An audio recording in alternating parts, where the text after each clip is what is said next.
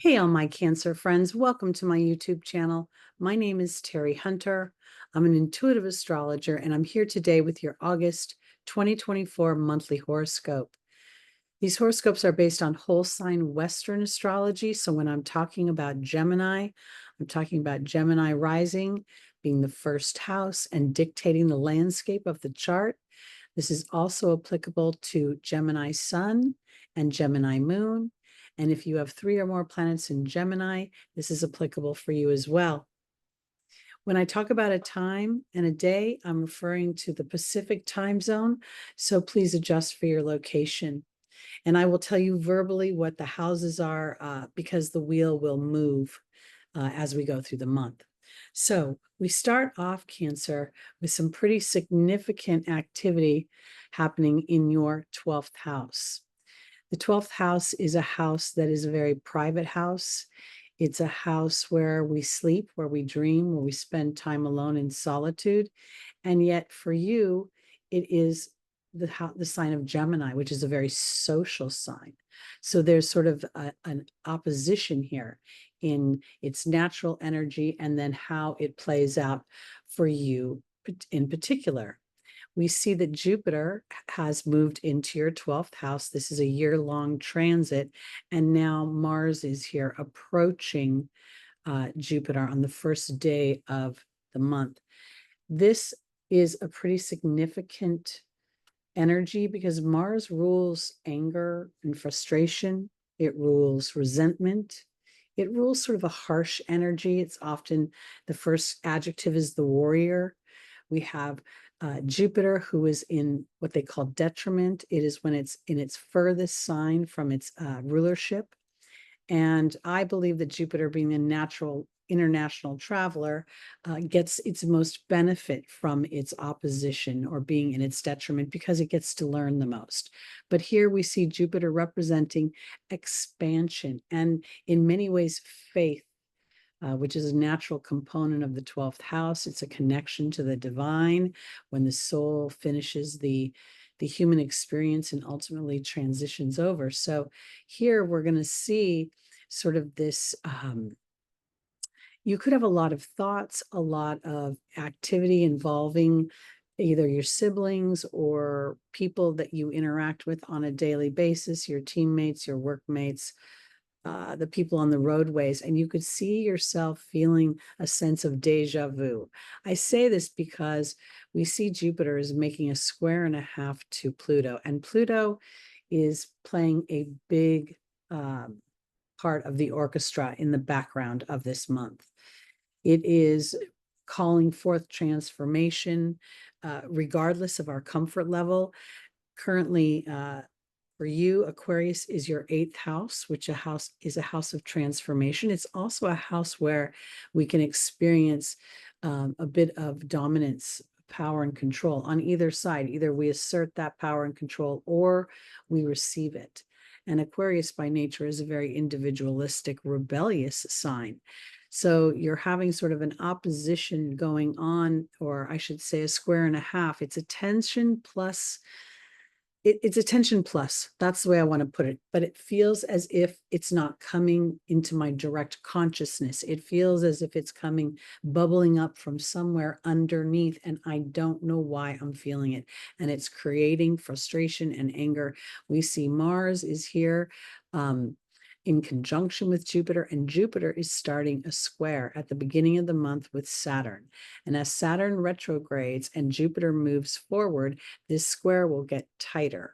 So this is the theme in the background of this month. There's also, you'll see as we move forward, a transit yod, as I like to call it, but we'll get there in just a minute.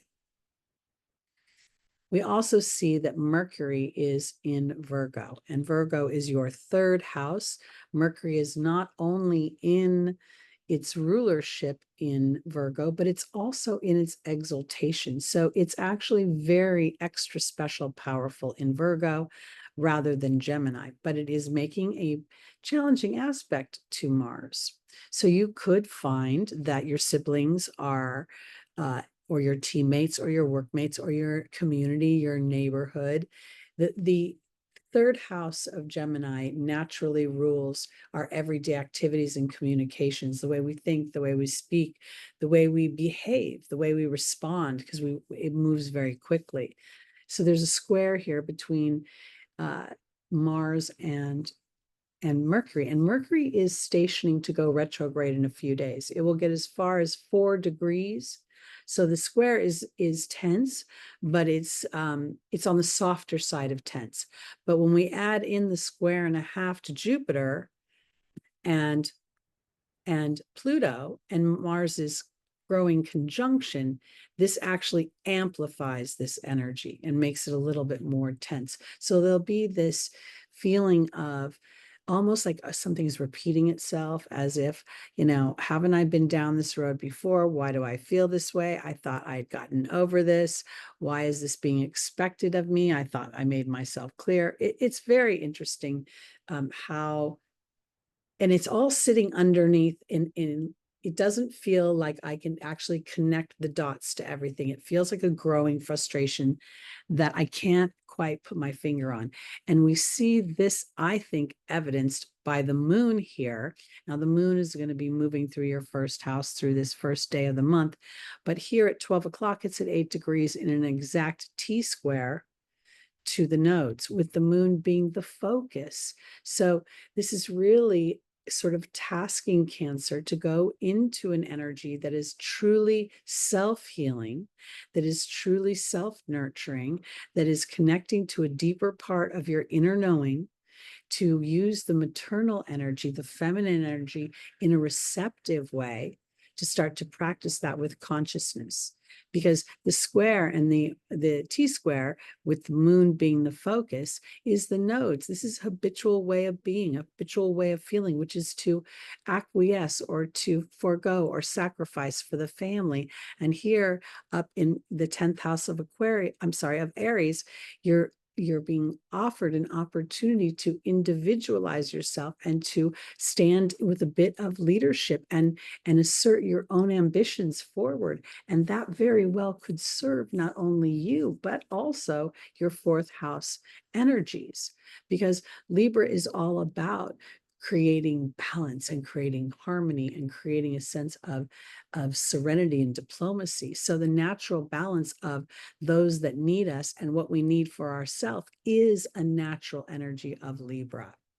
So this is just how the month starts. It's so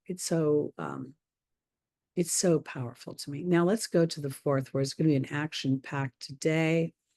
It starts at 4:13 a.m. Pacific time, where we have a new moon in Leo. And Leo is your second house of your skills, the wheel is actually on Cancer right now. So this is your natural wheel. And we see this new moon is at 12 degrees. That's the Piscean degree. This is sort of a double whammy on creating something from your heart, from your feminine energy. And I say that in a receptive way, not in a way that reflects gender in any way. Leo naturally is self-expressive, naturally a leader, naturally comes from the heart. So does Cancer. And the second house is your skills and your self-worth. So you're really being supported in this new moon by Jupiter in your 12th house and Mars making a favorable sextile to this new moon, to start to see some wisdom, to be brave a little bit about recognizing where we are co-creators in our life. And sometimes it's not to co-create to punish us, but to actually have an opportunity to display our own intention and our own awareness, aka evolution. And that's what I think is being offered, is planting the seeds for this very thing.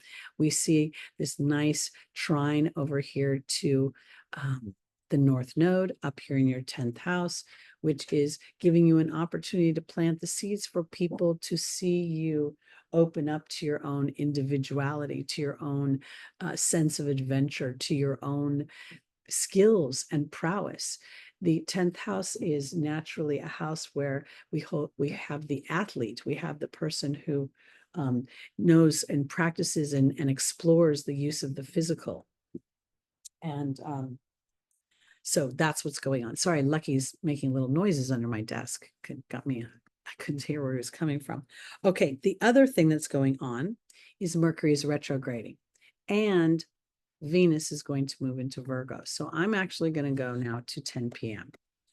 because by that time, both of these things have happened. So here's Venus in Virgo. Again, Virgo is your third house Cancer.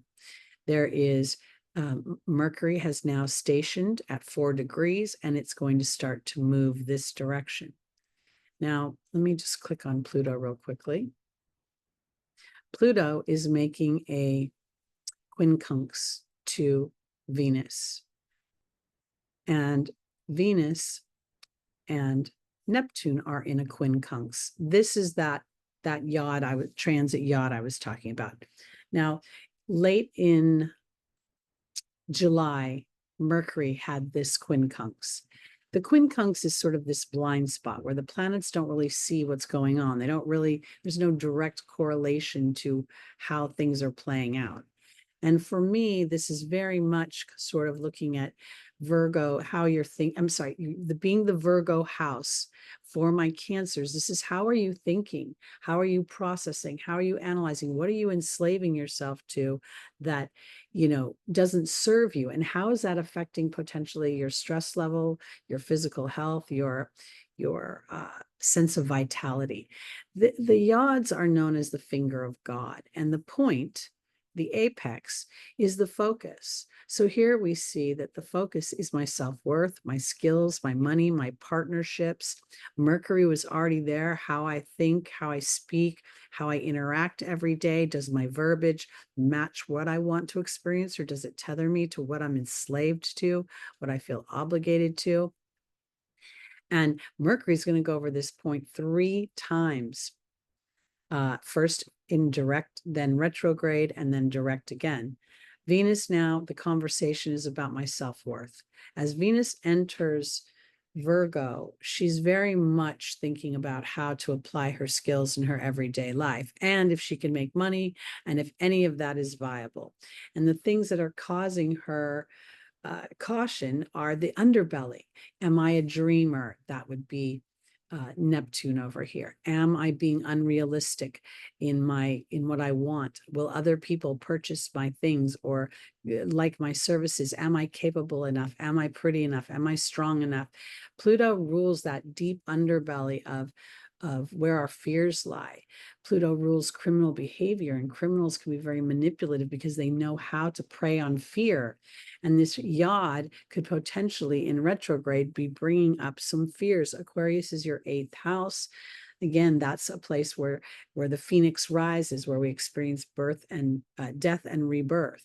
So you may feel actually very stressed at this time because you're having to dig deeper and deeper into the levels of your inner knowing versus looking for evidence in the outside world that what you want is viable. And that's further frustrated by your Taurus is your 11th house, and here is Uranus. So there's a square here to Venus, and out of orb a little bit is Mercury. So you may not know why you feel anxious. You may feel as if your hopes and your dreams might be pie in the sky, and yet you may be closer than you've ever been before to actually experiencing those things manifest in your physical world. Now, Mercury is going to retrograde all the way back to 21 degrees of Leo. That is your 2nd house. So you'll be rethinking your skills. You'll be rethinking about what you want. You'll be rethinking, am I having fun at what I'm doing? Am I really stretching myself? When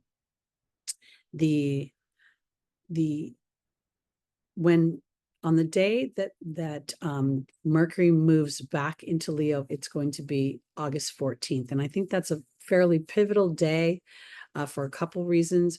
Because first, I think that there are some things politically in the United States. I think they're having the Democratic National Convention at that time. So people will be very impassioned and be very, riveted on the world stage that way. I also want to say that Mars and Jupiter will be coming into a conjunction at 16 degrees. I'm going to move to that chart in just a minute. But the retrograde is going to end at the end of the month on the 28th. So this is all playing out in with Mercury reviewing, even resting to allow for inspiration, reevaluating, standing in an energy that is a little bit more practical, especially during the Virgo retrograde. When we get back into the Leo, now we're going back into the heart. And this is really pivotal to help process all the other things I just brought up that we're going to experience as we move in later into the month. So let's go now to the 14th.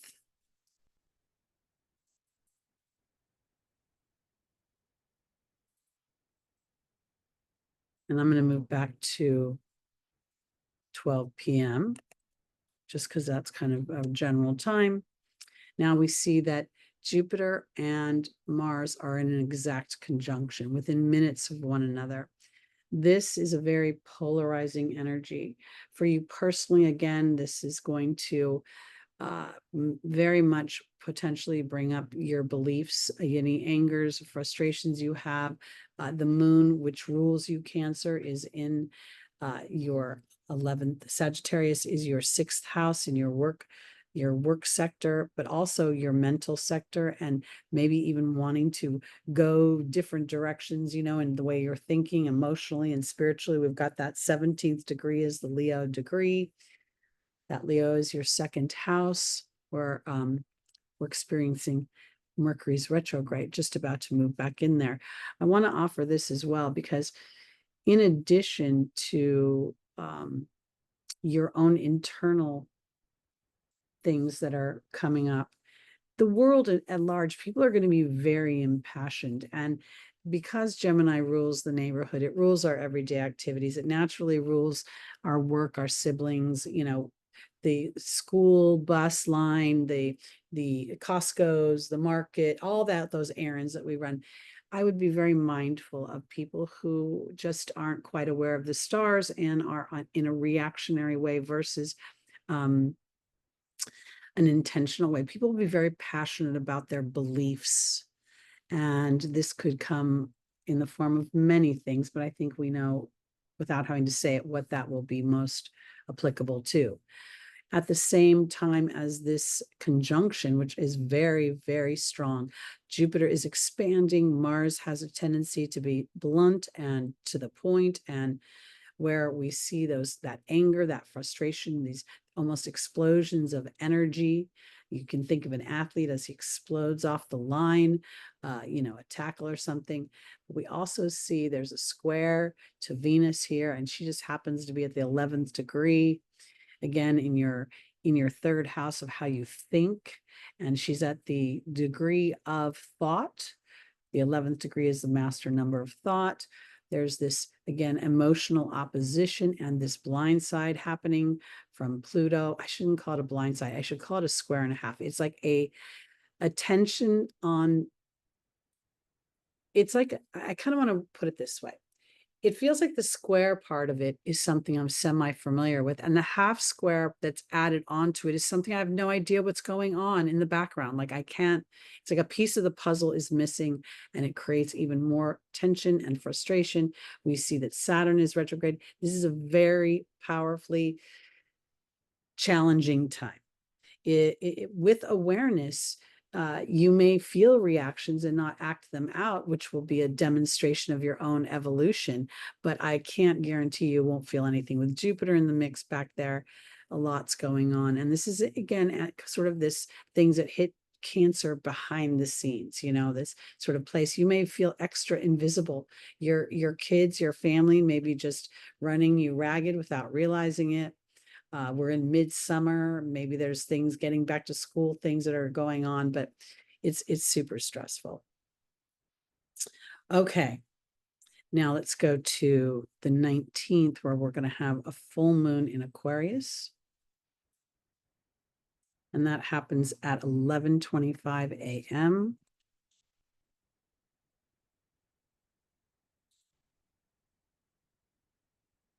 And Aquarius, again, is your 8th house. And this is this full moon is, I think, very, as they say, the full moon is always the brightest phase of the moon, the most illuminating, the most the most, it is the phase of the moon that brings the biggest opportunity for some sort of conclusion, ending, some sort of culmination. When we see Mercury retrograding in opposition to the moon, it makes me feel as if this full moon is illuminating in many ways where I'm getting in my own way. Taurus is my 11th house of my hopes and my dreams. It's also my networks. It's my innovation, the new 2.0 version of me, the scientific hypothesized version of myself that I haven't quite tested yet. This 11th house is where, the space program lives, and where, scientific, experiments happen, where we create new apps and we create social platforms to talk with on those. So you could find that you're realizing that either you're around a bunch of people that are mirroring the part of yourself that you want to move past, or you yourself are engaging in conversation that isn't serving where you want to go. This Uranus is literally the focal point for a T-square at 27 degrees between the sun and the moon. 27 is the Gemini degree. When I think about the degrees, I see them in certain ways, and I don't care if other people think I'm right or wrong, because Spirit uses this theory of mine to trigger a certain thought. And that thought here is that the 27 is the final degree of Gemini, where I am processing things in a way where I understand much more the dynamic of the earth plane and how it is a flawed system. And so I have a certain amount of awareness. Now we're talking about Jupiter and Mars being in your 12th house of Gemini. There's an illumination here. Mercury rules Gemini and thought. This is all happening. There's an illumination that you could potentially be getting in your own way. And you may think you're loving on your family and taking care of them, and you have obligations and things to do, whether it's your work family, your friend family, your cat family, your dog family, your little people family. Somewhere you're putting yourself behind or as a lesser priority, and that is not working. So let's click on this real quick, and we see there's that strong square, but there's also this sextile to Neptune and the trine to Pluto. I've talked in my last few videos, those three planets are going to be in this type of conversation for years to come. As Uranus moves into Gemini, which will be your 12th house, liberating you from old things, Neptune will move into Aries, and Pluto will move into Aquarius eventually, and really give us favor as we stand in awareness and bravery to look at where we let our fears paralyze us. And the fear, if we really look at it, is never anything that sits in front of us. It's not imminent danger. It's the projection of failure rather than the projection of success. So I think this is an incredibly powerful, powerful time. We also see at this full moon that we have Jupiter and Saturn in a square. This is the first time it's literally happening exact. And we will see this 2 more times. We will see it in December 2024 when Jupiter is retrograde, and then we will see it in January 2025 when Jupiter moves forward again. But we see that Venus is creating a T-square with the focal point being both Mars and Jupiter in your 12th house. Am I brave enough? Now we task our Mars to be brave. And how am I thinking? It may be true, but is it serving where I want to go? The 17 degree is the Leo degree. And this square here to me is, am I letting old things and history get in my way? Am I letting that which has come before dictate what will come ahead? And then we have my self-worth, my money, my sense of reception, ability to receive. This is a very, very powerful full moon with all this stuff going on in the background. And I don't want to forget about the quincunxes over here, because they're still in play up to this, as I call it, the yod, the transit yod is still in play up here with the sun coming into exact alignment with that in any minute now. So let's actually go to that. The 22nd is when the sun will move into Virgo. Go back to 12 o'clock.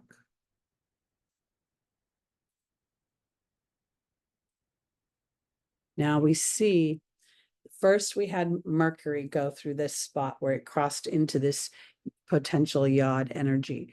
Then we saw Venus do it. Then Mercury went back over that spot in retrograde, and now the sun is there.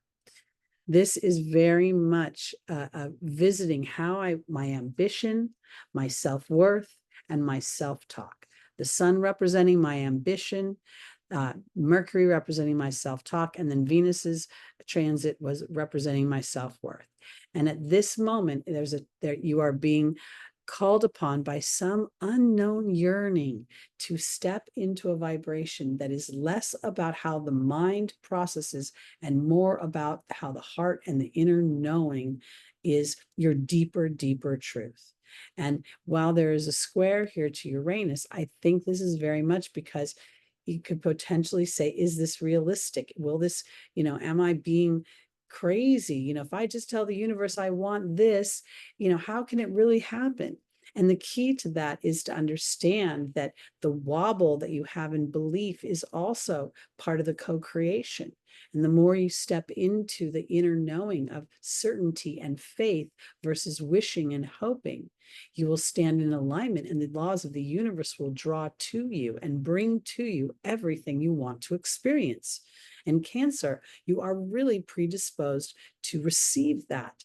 You sit at the bottom of the chart, naturally ruling the fourth house of property, the property known as my intuition, my inner knowing, my ability to nurture myself, gives me the strength to nurture those around me. And here you have the potential to lead by example, because Libra, your fourth house, is all about balance. So exciting. So now let's go to the 28th, where we'll see, I'm going to go later in the day because I think it happens later in the day. So I'll just go to 10 p.m. on the 28th, and Mercury will have been turned direct. This is, Mercury's turned direct at 21 degrees. This is a continuation of what we've been experiencing all month. Mars has moved a little bit away from Jupiter, so that tensions there have eased off, but there's still a square between Jupiter and Saturn. We do have a nice little sextile between Mars and Mercury, and Mars and Chiron. So whatever has been processed has an ability, has favorable aspects to transform it. But this ongoing square can very much represent other people, other things, old traditions, elders, authorities, government that is still in many ways holding dominion over me or what I perceive as my future. So that's not going to necessarily just evaporate. In fact, I think it's going to get more inflamed. Now we have on the 29th, Venus is hovering here in Virgo, about to head into her rulership. So let's go there. Now, when we do this, we see she's in opposition to her very good friend Neptune. And I think here that Neptune is saying, don't forget who you are, Venus. Remember to keep that balance, remember who you are creatively. You may have trepidation about asserting yourself right now because something is sitting in the background. And I think that's that square and a half that we started the month with between Pluto and Jupiter, and Mars's transit through that could have brought up old angers, but now that's settled down. But we still feel trepidation.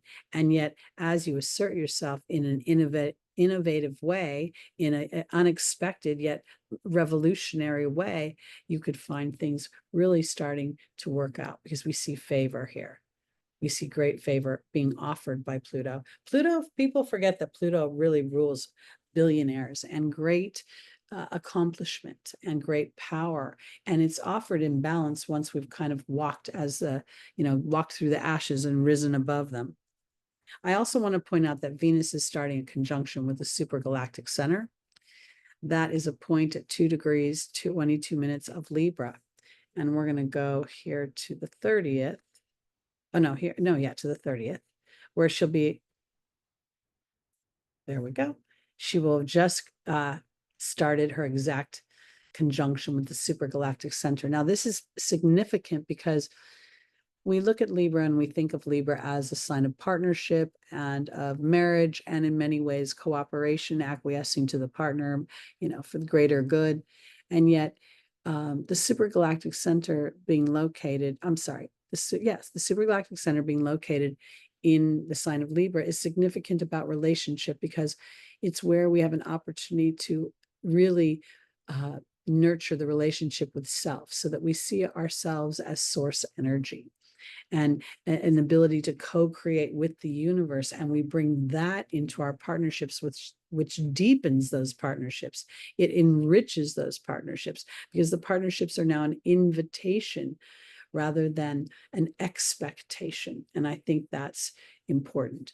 We do see a bit of a challenge here. We see Venus is still in a square to Mars. Mars is in a square to Neptune, and there is a T-square here. And we've been feeling that for the last few days. But again, everything is sort of, the energies are building, but I don't know that they're building in an explosive way as much as it feels more in a way of awareness, like this quincunx that we're seeing here between Pluto and Mars. Again, we're not seeing eye to eye, don't really understand. There's a bit of confusion and annoyance attached to this, but at the same time, this is where we get offered an opportunity to dig deeper into our inner knowing about things. That, in order to sometimes to build something, to build something better, we have to kind of tear down the old structure, especially any parts that are rotten or not working well. I'm thinking about home renovations as I say that. And we'll just quickly finish off the month here on the 31st. And things are pretty much still in the same place. I think the only thing that I would say about the end of the month is this aspect here with Mercury and the Moon. Mercury and the Moon are making a favorable aspect to Chiron, and yet they're still sort of having this square with Uranus. And we see a square and a half to the North Node, which could indicate this yearning for something a little bit more, a little bit using my skills more, trusting my skills more, wanting to speak, in the right language to make sure you help the universe bring forth what it is. But let me offer this as we end the month, my Cancers. The universe is actually, well, it itself is not emotional. It is programmed to respond to emotions. It actually does not respond to process. Humans respond to process. As we attach the human mind and the human emotion together, this is the recipe for change. And the 22nd degree here, while it can be considered a very challenging degree in certain theories, in numerology, it is the master number of partnership and cooperation. And this is an opportunity to transform the wound into the gift. This is your 10th house of career, Aries, and meaning Aries is your 10th house, Cancer, and this gives you a real opportunity in the discovery and the gentle application of this awareness to shift everything that you've known about yourself. That's the belief system of Jupiter. So it's a really powerful month, but I think they really all are. I think we are in transformational times. Sometimes humanity goes through a lull, we get to cruise. And then there are times we go through growth spurts, and this is clearly a growth spurt for me. And as such, I'm excited to watch my own evolution. I hope you'll join me in that endeavor. And again, my name is Teri Hunter. I'm an intuitive astrologer. If you'd like to book a reading with me, my information is below in the description. I'm also live on Sunday mornings at 11 a.m. Pacific time. That's where we pull a tarot card and we do an angel reading, and we get the angel's advice for traversing the week ahead's transits. All right, everybody, thank you. Like, subscribe, share, and comment. And I look forward to seeing you in September. Have a great August. Bye-bye.